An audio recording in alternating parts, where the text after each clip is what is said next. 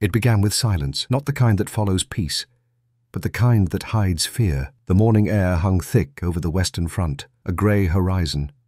Mud, static from broken radios whispering through the fog. Then it came, a voice, distant, uncertain, carried by the wind. Not gunfire, not artillery, a broadcast. At first, no one moved. German troops crouched in their trenches, listening through the static. The words were in German, clear, calm, almost familiar, but something in the tone, the rhythm, was wrong, too steady, too certain. "German forces have laid down their arms," the voice declared. "The war is over." For a moment, time stopped. The men stared at each other, unsure if they'd heard correctly. They waited for an officer to shout, to deny it, to laugh it off, but no one did. The broadcast continued, describing the surrender as if it had already happened. Cities named, units listed, commanders mentioned by rank and name. Every word sharpened the confusion until disbelief began to fracture into silence. Some soldiers turned off their radios, others turned them up. A few smiled, half in relief, half in terror, as if realizing the nightmare might finally be over. But what none of them knew was that this voice wasn't German. It was American, and it had been designed, precisely surgically, to make them stop fighting without a single shot fired. A psychological weapon disguised as truth. A war fought not with bombs, but with belief. But that voice, the one that made an army freeze, didn't come from the clouds or from the mouths of their commanders. It came from a small, forgotten building miles away, where men in uniform sat not with rifles, but with microphones. Inside that room, the air was thick with cigarette smoke and urgency. Maps covered the walls, not of battle lines, but of radio frequencies. Every dot and circle marked a pocket of fear waiting to be touched. They called it psychological warfare, but to those who built it, it was simply the art of making men believe. One officer, calm and methodical, adjusted the dial. Another translated German reports, piecing together a story that would sound authentic. Because this broadcast wasn't meant to lie, it was meant to feel true. They used real names, real units, real details stolen from captured intelligence. Even the voice was chosen with precision, a man who spoke German flawlessly, his tone flat, professional, the way an official announcement would sound if the war had truly ended. Hours of rehearsal. Every pause calculated, every syllable measured. Not to inspire hope, but to drain it. When the recording finally played through the Allied transmitter, no one in that room smiled. They just listened, because they knew. If the voice sounded too perfect, it would fail. It had to sound tired. Human. Believable. Static hissed through the speakers. Then the message repeated. German Army Group B has surrendered. The fighting is over. And out there, across fields and trenches, 300,000 men began to question everything they'd been told. Not because of what the voice said, but because deep down, they wanted to believe it. The war in Europe was already lost. The Americans had simply given that truth a voice. And once the human mind accepts the possibility of peace, no command, no bullet, can make it fight again. The words drifted across the battlefield like fog. They seeped into every trench, every bunker, every corner of what was left of the Western Front. At first, there was disbelief, the kind that comes before panic, quiet, uncertain, fragile. A young radio operator stared at his receiver, the signal trembling between bursts of static. He replayed the message again and again, each time hoping the words might change. But they didn't. German forces have surrendered. The war is over. His sergeant leaned over, frowning. "Turn it off," he muttered. "It's enemy propaganda." But his voice, even his anger, sounded hollow. Outside, others gathered around their own receivers. Some argued. Some laughed nervously. A few just stood there, staring at nothing, as if trying to remember why they were still holding a rifle. Because deep down they knew the war wasn't going anywhere good. Their supply lines were gone, their officers tired. The skies no longer belonged to them. And yet, the idea of surrender had always been unthinkable. Treason, shame, death, until that morning. Now the shame was turning into relief. A heavy, forbidden relief. The kind that no one dared to show, but everyone felt. Some soldiers looked to their commanders for orders, but the commanders themselves were silent, listening to the same voice, hearing the same impossible message. One officer, a man who'd fought since France, closed his eyes and whispered, "If it's true, maybe this is mercy." His men said nothing, because in that moment, every man was alone with his thoughts, standing on the edge between duty and surrender. The guns had fallen quiet. But something deeper was breaking, the illusion that they were still fighting for something that could be won. And when the human mind begins to accept the end, the body soon follows. It began quietly, not with orders, not with explosions, but with hesitation. A single soldier, somewhere along the line, laid his rifle down. No one noticed at first, then another, and another. Soon, along the muddy trenches and burned-out farmhouses, the silence grew heavier than the war itself. The broadcast still echoed faintly through the static, a calm, patient voice repeating what no one had dared to say aloud. "The fighting has ended. Your commanders have surrendered. Lay down your arms." Men who had lived through years of chaos now stood still, as if waiting for the world to confirm what their hearts already knew. One by one, rifles dropped into the mud. Helmets followed. The sound, dull and final, carried farther than any gunshot. American patrols watching from a distance thought it was a trick, but it wasn't. It was the sound of belief collapsing, because this was not a defeat written on paper. It was one whispered into the mind. A German captain, standing on the edge of a ruined village, looked out across the grey fields where men were kneeling, their hands raised to the mist. No one had told them to stop fighting. They had simply stopped believing in the fight. He removed his gloves slowly, as if the gesture itself might undo the moment. But nothing could. Around him, the last fragments of an army were dissolving into silence. There were no cries, no shouts, no banners burning or flags torn down, just the weight of realization pressing on every chest.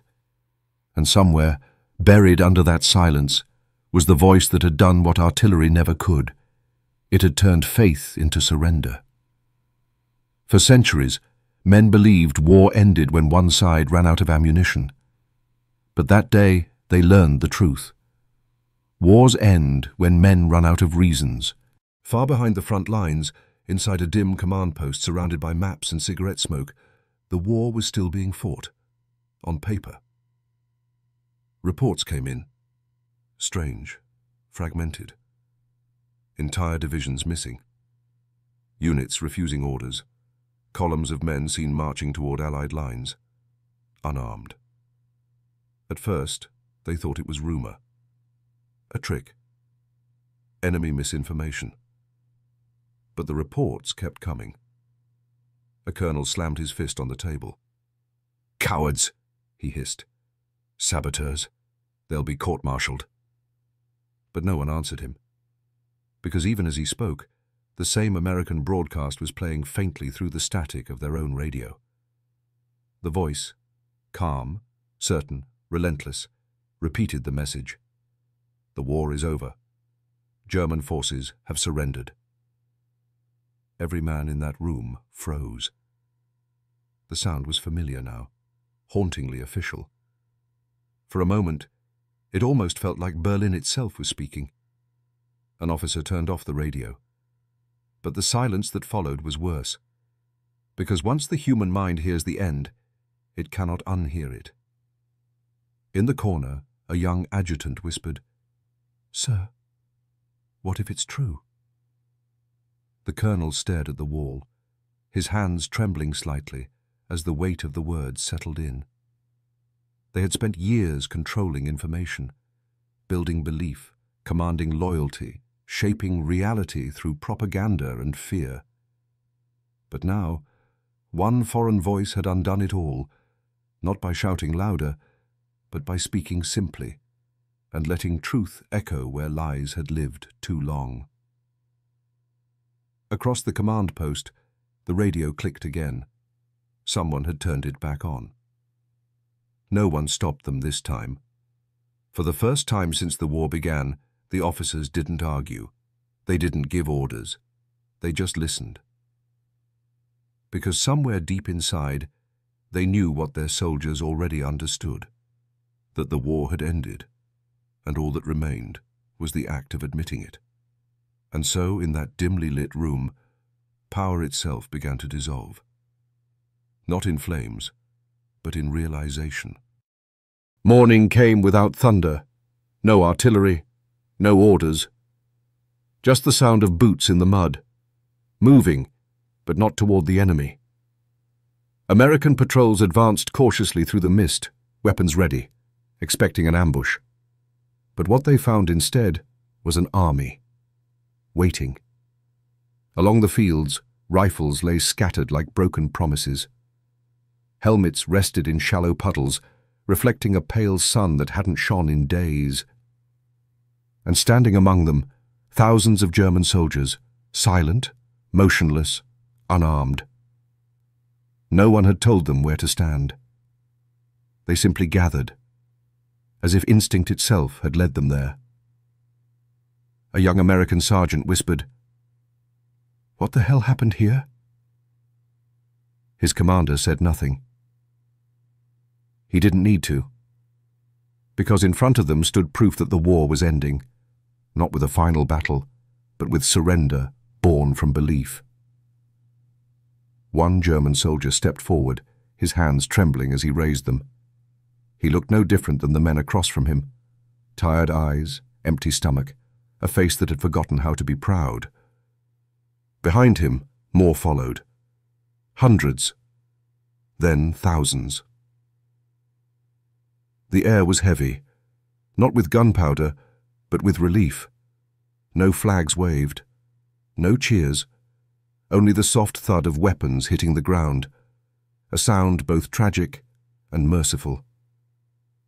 American troops exchanged uneasy glances.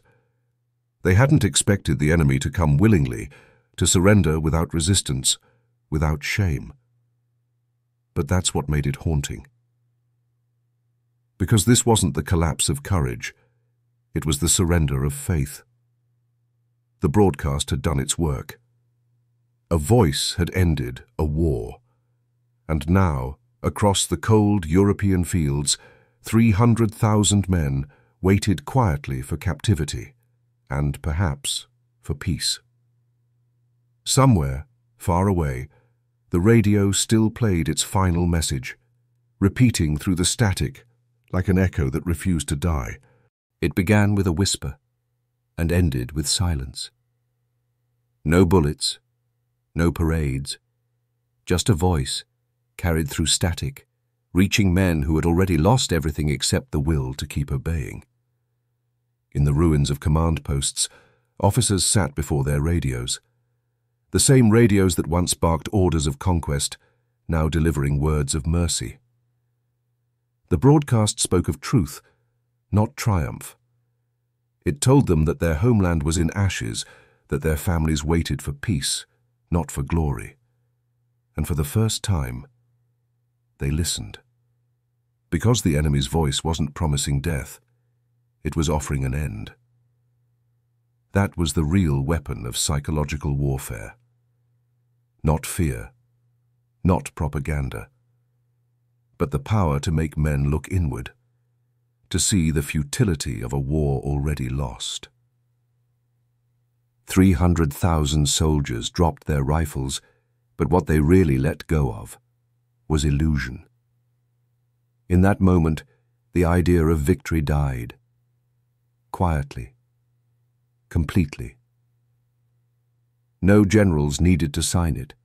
No reporters needed to announce it.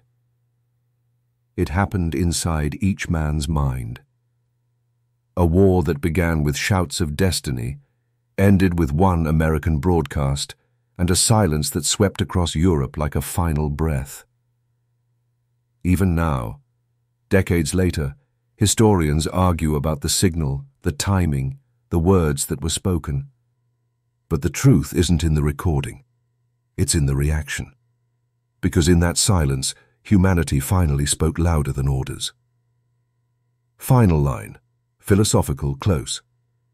In the end, wars don't end when one side wins. They end when enough men stop believing they should keep fighting. The war was over. But the silence it left behind had its own kind of weight. In the empty towns of Europe, church bells rang again, not to call for faith, but to remind the living that they had survived. Fields once carved by tank tracks now bloomed with spring grass. Children played where gunfire had once echoed, their laughter unsure, as if afraid to trust the quiet. For the surrendered soldiers, the war didn't end with the dropping of a rifle. It ended in the long hours that followed. The waiting, the questions, the faces they saw in their sleep. Some sat behind barbed wire, hands still trembling from the weight of weapons they no longer held. Others stared at photographs, wives, sons, homes that no longer existed. They weren't soldiers anymore, just men learning how to be human again. Across the ocean, in American camps, officers reviewed reports. Mass surrender, no shots fired. It looked clean on paper. But paper couldn't hold the sound of what really happened. The soft, unending thud of defeat. Accepted.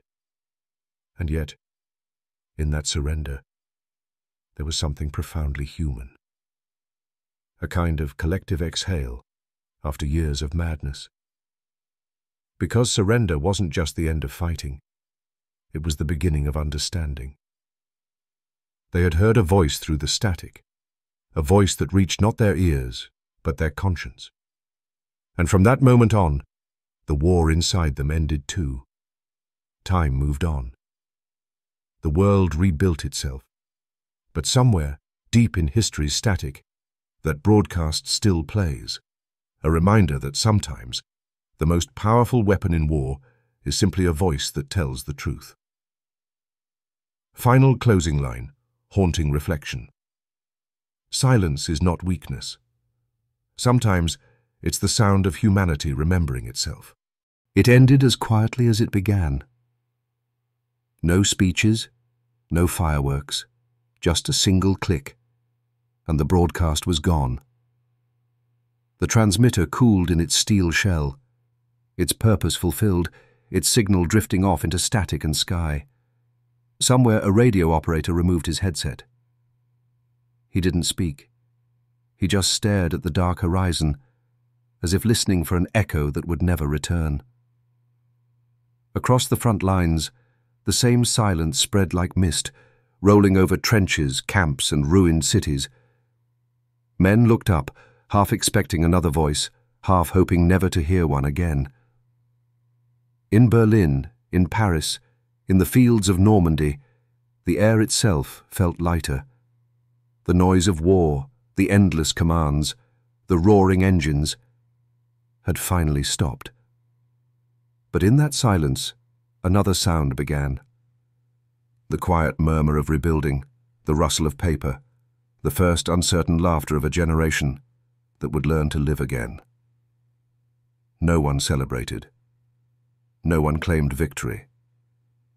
Because those who had truly listened understood something deeper, that the real war had never been fought on the ground. It had been fought inside their minds. A single American broadcast had ended a campaign that thousands of shells could not, and when its echo finally vanished, so did the last illusion of invincibility. The airwaves went silent, but the message remained. That words could disarm armies, that truth could end wars, that voices, even through static, could reach the part of humanity that bullets never could. Decades passed, but somewhere the sound still lingers. Archivists call it Signal 472, a fragment of that American broadcast, barely audible beneath layers of static. If you listen closely, you can still hear the tremor in the announcer's voice. Not pride, not power, something else, as if he too understood the weight of what he was saying. It wasn't a message to conquer, it was a message to release. Every year, historians replay that audio, their faces lit by the blue glow of digital restoration. They study the waveform, the pauses, the breath before each word. But what they're really trying to capture isn't the sound itself. It's the moment when belief broke. That invisible point, when 300,000 men realized that obedience had a limit, that loyalty could not outlive truth. The war ended long ago. The borders were redrawn, nations rebuilt. But the broadcast remains, not in the archives, not in recordings, but in the quiet spaces between generations, in every lesson about how easily voices can lead and how rarely they can heal. Because that's the paradox of history. It forgets the noise, but it always remembers the silence that follows. Decades passed, but somewhere the sound still lingers. Archivists call it Signal 472, a fragment of that American broadcast, barely audible beneath layers of static. If you listen closely, you can still hear the tremor in the announcer's voice. Not pride, not power, something else, as if he too understood the weight of what he was saying. It wasn't a message to conquer, it was a message to release. Every year, historians replay that audio, their faces lit by the blue glow of digital restoration. They study the waveform, the pauses, the breath before each word. But what they're really trying to capture isn't the sound itself. It's the moment when belief broke. That invisible point when 300,000 men realized that obedience had a limit, that loyalty could not outlive truth. The war ended long ago. The borders were redrawn, nations rebuilt. But the broadcast remains, not in the archives, not in recordings, but in the quiet spaces between generations, in every lesson about how easily voices can lead and how rarely they can heal. Because that's the paradox of history. It forgets the noise, but it always remembers the silence that follows. It's strange how the loudest moments in history often end in silence. The war that began with flags, speeches, and promises ended with a single broadcast, a voice no one expected, saying the words no one wanted to believe. And from that silence, the world learned something it had always known, but never truly understood: that the human mind is the final battlefield. Guns can be silenced, cities can be rebuilt, but the war of belief, the war inside a man's conscience, that is where empires rise and fall. The Americans didn't just outfight their enemy, they outthought them. They turned the most fragile weapon, a voice, into the most devastating truth. That voice crossed enemy lines without soldiers. It pierced bunkers, trenches, and radio rooms, and when it reached the human heart, it didn't order surrender. It invited understanding. That's why 300,000 soldiers laid down their arms, not because they were defeated by power, but because they were defeated by truth. History often glorifies battles. It counts victories in numbers, territory, and treaties. But the real victory that day was invisible. a moment when reason overcame command. The world moved on. Technology advanced. Wars changed shape. But the lesson stayed the same. You can silence guns, but not ideas. You can conquer land, but not thought. And no matter how strong an army may be, a single voice can still make it kneel.